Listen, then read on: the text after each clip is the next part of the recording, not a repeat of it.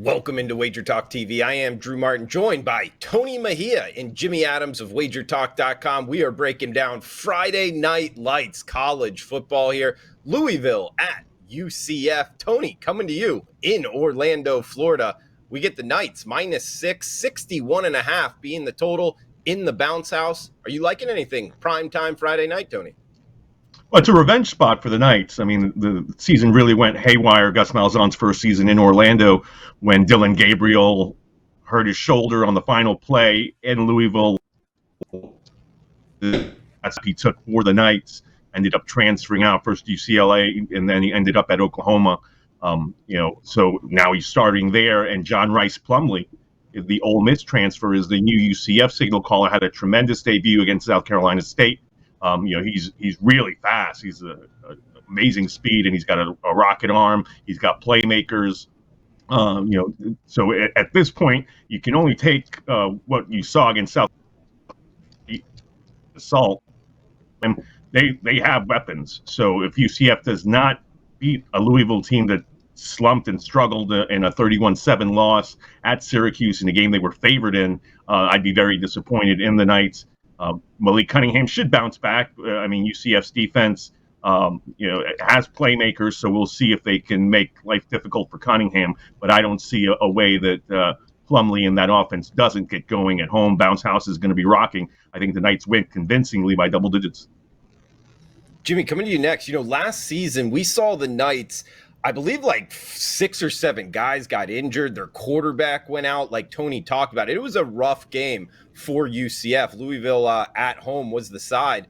But now this time, Louisville, Tony touched on it in terms of not looking good week 1. It was a late Saturday night game. They were on the road. They got to travel back home. Now a weeknight game, they have to travel back out. In terms of like schedule spot, this is not very good for Louisville. Plus the fact UCF, they got the mobility at the quarterback position in Malzahn's offense. In the past, that's been a recipe for a lot of success offensively. Jimmy, why do you think this line is only -6?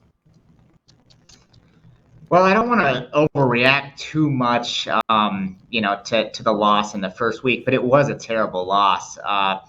The argument that you can make for Louisville and it only being 6 is they do have 17 returning starters, including 10 on defense, and one would figure they're going to be better, as the season progresses than they showed in week 1. UCF off the 50 smackdown of South Carolina State. I won't read too much into that. But Plumlee did have a fantastic performance, 308, 4 TDs, no picks, and a 91.4 QBR. He also rushes for 86 yards. And it is a revenge angle, like Tony mentioned, so they have that.